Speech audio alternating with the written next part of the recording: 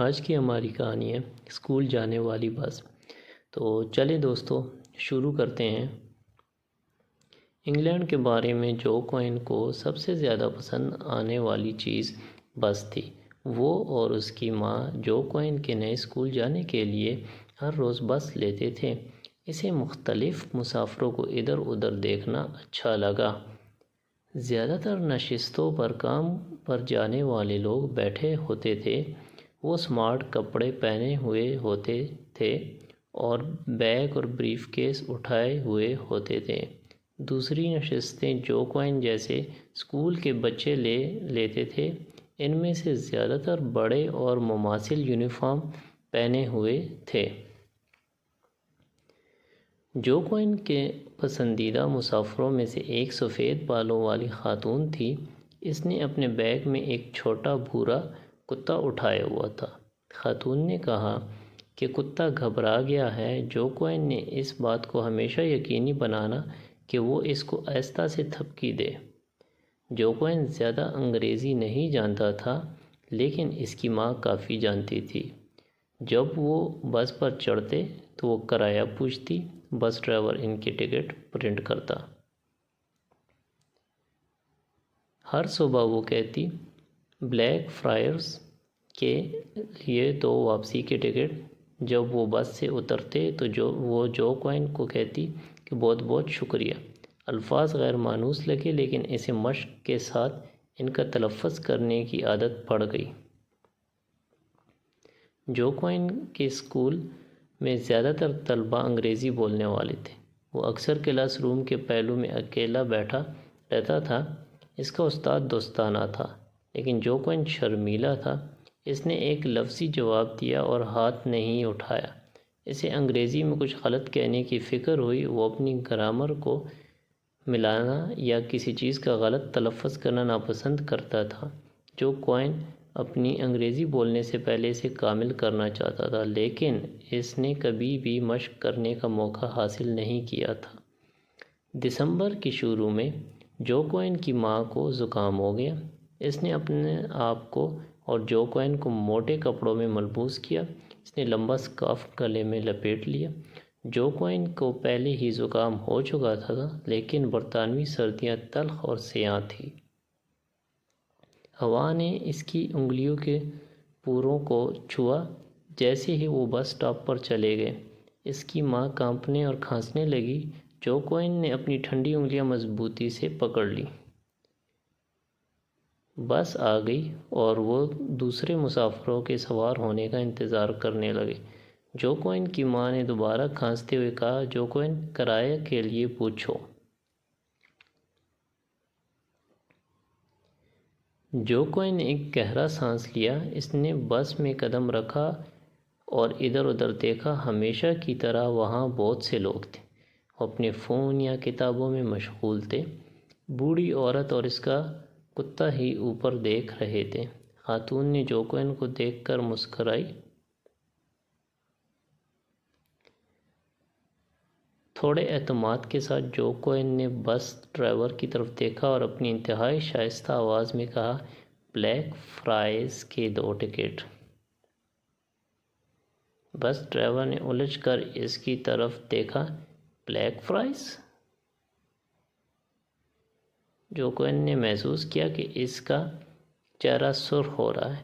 Black fries کے لیے؟ میرا اسکول بلیک فرائز میں ہے۔ کیا آپ کا مطلب بلیک فرائز ہے؟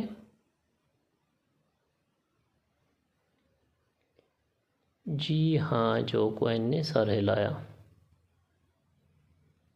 کچھ دوسرے مسافروں نے اپنے فونوں سے سر اٹھا کر اوپر دیکھا۔ وہ جو کوئن کی وجہ سے ہونے والی تاخیر سے ناراض دکھائی دے رہے تھے۔ ایک دفعہ جب جو کوئن کی والدہ نے اپنی ٹکٹوں کی ادائیگی کر لی تو اس نے اس کا ہاتھ پکڑا اور اپنا چہرہ چھپا لیا۔ جو کوئن کو شرم محسوس ہوئی۔ اس نے اپنی ماں کی مدد کرنے کی کوشش کی لیکن وہ ناکام رہا۔ ناک کو بار بار سڑکتے ہوئے جو کوئن باقی سفر میں فرش کی طرف دیکھتا رہا۔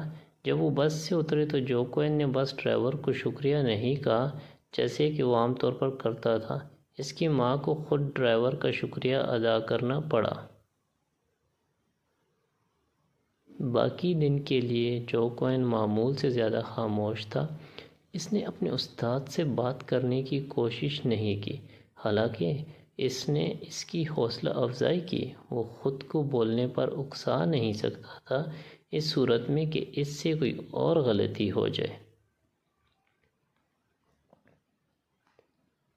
جب جو کوئن کی ماں نے اسے اسکول سے لیا تو وہ اس صبح سے بہتر محسوس کر رہی تھی۔ وہ جو کوئن کو گلے لگاتے ہوئے مسکرائی، کیا آپ کا دن اچھا گزرا؟ جو کوئن نے جواب نہیں دیا۔ اس کی ماں نے اس کے پاس گھٹنے ٹیک دیے اور اس کے بالوں میں آہستہ سے ہاتھ پھیرا۔ جو کوئن، کیا ہوا؟ میں اپنی انگریزی کے بارے میں سارا دن شرمیلا اور پریشان رہتا ہوں۔ میں نے آپ کی مدد کرنے کی کوشش کی لیکن میں ایسا نہیں کر سکا۔ میں چاہتا ہوں کہ میری انگریزی کامل ہو لیکن مجھے بولنے میں ڈر لگتا ہے۔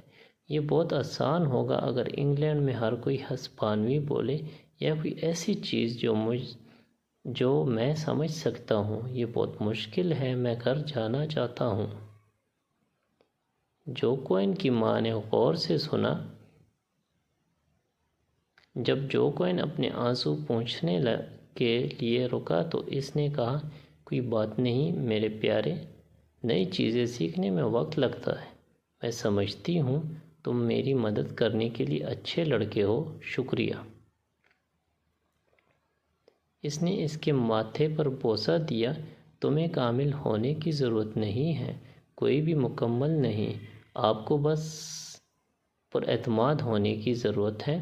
وہ مسکرائی، آپ بہت اچھا کر رہے ہیں اور مجھے آپ پر فخر ہے۔ ہمت نہ ہارو جو کوئن۔ جو کوئن نے سر ہلایا۔ بس سٹاپ پر جاتے ہوئے اس نے اپنی ماں کی باتوں کے بارے میں سوچا اور محسوس کیا کہ وہ ٹھیک کہہ رہی ہیں، یہاں تک کہ بہترین لوگ بھی کبھی کبھی گڑبڑ کرتے ہیں اور غلطیاں کرتے ہیں۔ جو کوئن نے سوچا کہ جس چیز نے انہیں بہترین بنایا وہ یہ تھا۔ وہ اٹھے اور اگلے دن دوبارہ کوشش کی۔ اگر وہ پر اعتماد ہو اور اپنا سر اونچا رکھے تو وہ کبھی بھی اور کچھ بھی کر سکتا ہے۔ بس انہیں گھر پہنچانے کے لیے پہنچی۔ بس پھر سے بھری ہوئی تھی اور جو کوئن نے لوگوں کو سوٹ میں، اسکول کے بچوں اور کتوں والی خواتین کو دیکھا۔ یہ سب ایک دوسرے سے یا اپنے فون پر بات کر رہے تھے۔ وہ اعتماد کے ساتھ بات کرتے تھے اور اگر وہ غلطی کرتے ہیں تو وہ اسے ہنسی میں اڑا دیں گے۔ جب وہ اپنے اسٹاپ پر پہنچے تو جو کوئن اور اس کی والدہ بس سے اترے اور جو کوئن ایک روشن پر اعتماد انداز میں بس ڈرائیور کی طرف مڑا، شکریہ۔ بس ڈرائیور نے مسکرا کر شکریہ ادا کیا۔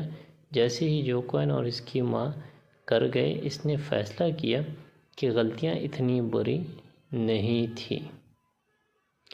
تو دوستو، کیسی لگی آپ کو یہ کہانی؟ پلیز میرے چینل کو سبسکرائب کر دیں۔ بہت شکریہ۔ ملتے ہیں اگلی ویڈیو میں اگلی کہانی کے ساتھ۔